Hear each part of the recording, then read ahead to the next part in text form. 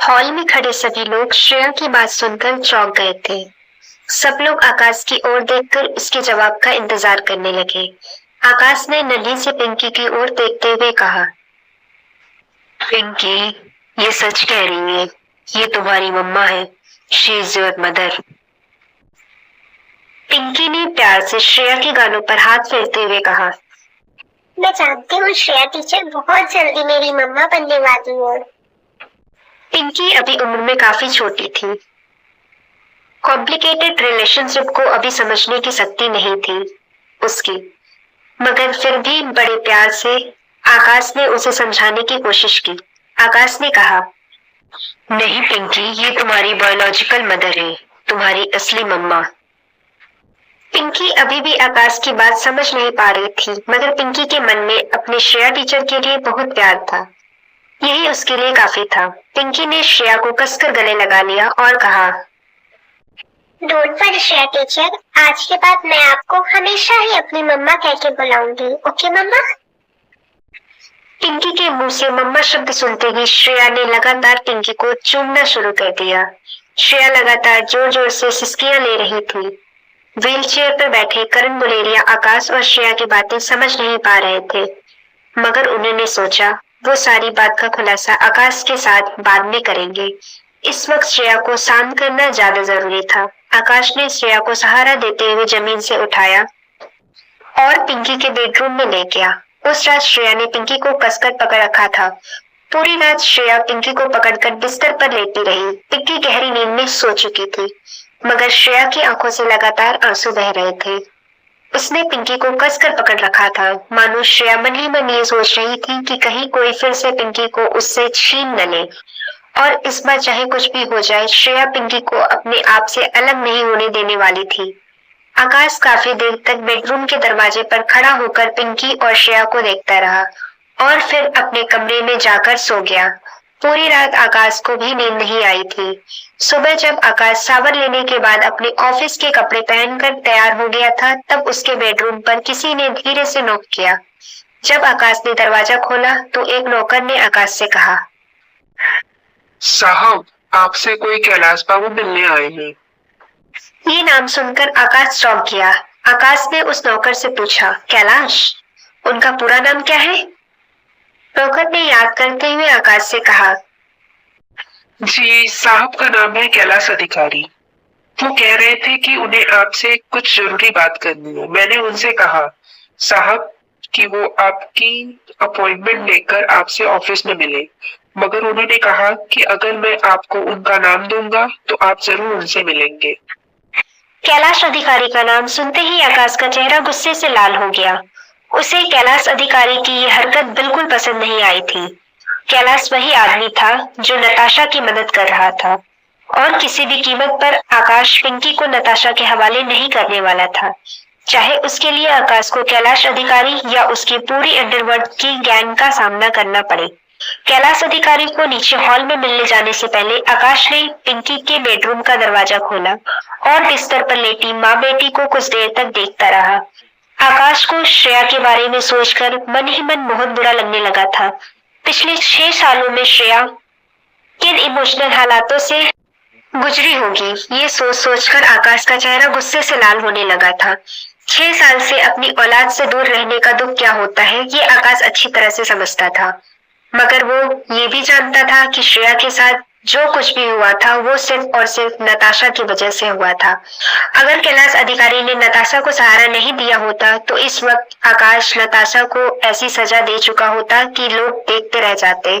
मगर आकाश अच्छी तरह जानता था कि नताशा कैलाश अधिकारी के प्रोटेक्शन में थी, मगर आकाश भी डरने वालों में से नहीं था। आकाश ने अपनी मुट्ठी कसी और नीचे हॉल की तरफ जाने लगा। कैलाश अधिकारी एक लंबा चौड़ा और रुआबदार आदमी था। उसके सर पर बाल नहीं थे, मगर उसका पूरा प्रभाव काफी रौबदार था। काला चश्मा, काली टी शर्ट, ऊपर काला कोट और जींस और स्पोर्ट्स शूज में कैलाश अधिकारी को देखकर कोई भी इंसान अंदाजा लगा लेता कि कैलाश अंडरवर्ल्ड से जुड़ा कोई डॉन था। कैलाश ने बाजू पर एक नाग का बहुत बड़ा टैटू बनवा रखा था, जो उसके बाजुओं से होते हुए उसके गले के पिछले हिस्से तक पहुंचता था। गुलेरिया हाउस को चारों तरफ देखते हुए कैलाश अधिकारी ने धीरे से सीटी बजाई और अपने पास खड़े अपने आदमी से कहा, हमारे देश ने भी काफी तरक्की कर ली है। ये गुलेरिया हाउस को देख के कोई मानेगा ही नहीं कि हम इस वक्त हमारे देश दिल्ली में खड़े हैं। अब मैं समझा कि आखिर ब्लैक कैट हमेशा ही इस देश की इतनी तारीफ क्यों करती रहती है। ब्लैक कैट अंडरवर्ल्ड की दुनिया का एक ऐसा नाम था जिसे किसी ने नहीं देखा था, मगर सब उससे हाथ मिलाना चाहते थे। ब्लैक कैट एक बहुत ही ताकतवर किलर का कोड नेम था। कैलाश अधिकारी ने भी आज तक पर्सनली ब्लैक कैट को नहीं देखा था। ब्लैक कैट कभी किसी से पर्सनली मिलकर किसी को मारने की सुपारी नहीं उठाता था। वो अपनी मर्जी से सुपारी उठाता था। कोई नहीं जानता था कि आखिर ये ब्लैक कैट कौन था, कहाँ रहता था, किस देश का नागरिक था। ब्लैक कैट कभी किसी बेकसूर की जान नहीं लेता था, मगर बेरहम लोगों को छोड़ता भी नहीं था। कैलाश अधिकारी जैसे अंडरवर्ल्ड से जुड़े लोग जब भी किसी ताकतवर गैंगस्टर को अपने रास्ते से हटाना चाहते थे तो वो ब्लैक कैट का कांटेक्ट करते थे। अगर ब्लैक कैट की मर्जी होती तो वो उस गैंग की सुपारी एक्सेप्ट कर लेता। एक बार ब्लैक कैट ने किसी को मारने की सुपारी एक्सेप्ट कर ली तो समझो वो इंसान अपनी आखिरी सांसें गिनने लगता था। कहा जाता था कि जर्मनी में एक बहुत ही खतरनाक अंडरवर्ल्ड गैंग थी जो मासूम लोगों को बहुत परेशान करती थी, मर्डर, रेप आदि। उस गैंग के ने आम लोगों की जिंदगी पूरी तरह बर्बाद कर रखी थी। गवर्नमेंट के स्पेशल ऑफिसर भी इस गैंग तक नहीं पहुंच पाए थे। उस गैंग का लीडर बहुत ज्यादा ताकतवर था। वो अपने आप में एक देश चलाने लगा था, जिसे चाहे मार देता, जिसे चाहे बर्बाद कर देता। पुलिस और कानून का डर उसके दिल और दिमाग से पूरी तरह बिल्कुल निकल चुका था। ब्लैक कैट ने बिना सुपारी लिए ही उस गैंगस्टर के आतंक को अकेले ही उसके अड्डे पर जाकर खत्म कर दिया था। ये कहा जाता था ब्लैक कैट ने अकेले ही उसके गैंग का सफाया कर दिया था। गैंग के लीडर को उसने सारे गुनाहों की माफी मंगवाने के बाद पैरों तले उसका सर कुचल दिया था। कैलाश अधिकारी काफी दिनों से ब्लैक कैट के साथ हाथ मिलाने की सोच रहा था। जब कैलाश को इस बात का पता चला कि ब्लैक कैट इस वक्त दिल्ली में मौजूद है तो वो अपने कुछ खास लोगों के साथ लंदन से दिल्ली आ गया। दिल्ली आकर कैलाश अधिकारी लगातार ब्लैक कैट को ढूंढने की कोशिश कर रहा था। आकाश और करण गुलेरिया लगभग साथ साथ हॉल में दाखिल हुए।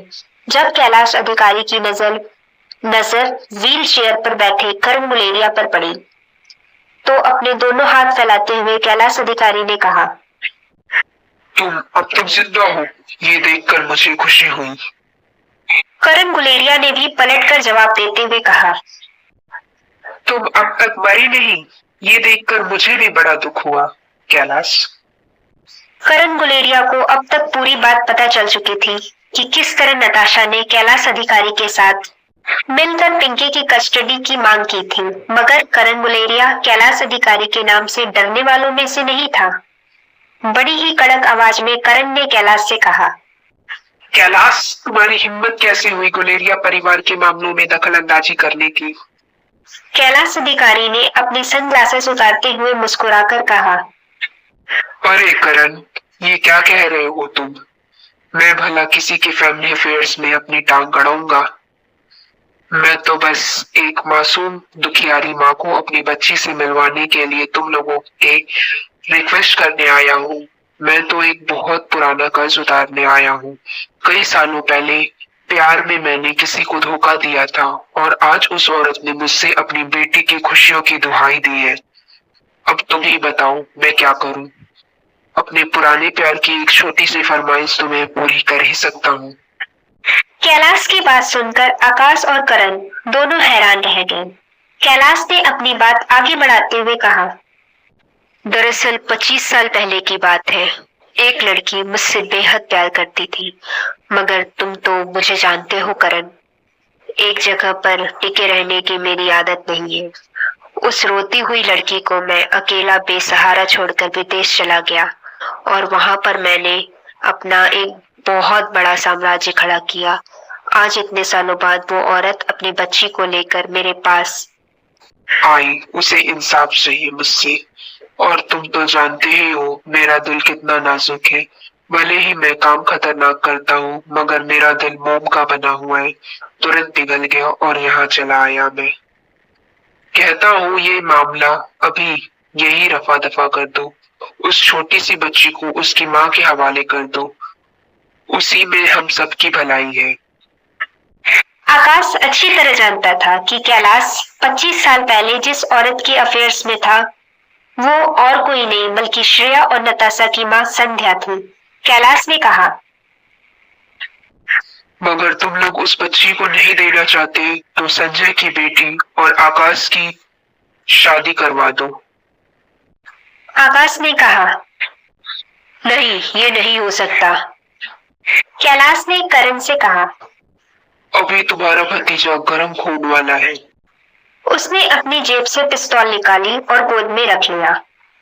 तभी करण गुलेरिया बिना डरे अपनी व्हीलचेयर आगे करते हुए बोले, देखो कैलाश, ये बात मैं भी अच्छी तरह जानता हूँ कि तुमने गन जितनी आसानी से निकाली है मैं उतनी ही आसानी से ये गन फिर से तुम्हारी जेब में डलवा सकता हूँ। और तुम ये बात भी अच्छी तरह जानते हो कि तुम्हारी ये सब धमकियों से मैं डरने वाला नहीं हूँ। जिस टोन में करण गुलेरिया ने कैलाश से बात की थी उसी टोन में कैलाश ने भी जवाब देते हुए कहा, करण, तुम भी मुझे अच्छी तरह जानते हो यहाँ हम दोनों में से किसी का ईगो बड़ा है ये सवाल नहीं है। यहाँ सवाल मेरे पुराने प्यार का है और पुराने प्यार की वैल्यू तुमसे ज्यादा अच्छी तरह और कौन जान सकता है। करण भाई, इतना तो मुझे करना ही होगा मेरी पुरानी माशुका के लिए। हाँ, अगर तुम किसी तरह ब्लैक कैट को कन्विंस करो कि मेरे साथ मिलके काम करे तो मैं कुछ सोच सकता हूँ। वहां बिस्तर पर लेटी अनिका को बार बार अपना कोड नेम ब्लैक कैट सुनाई दे रहा था। अनिका ने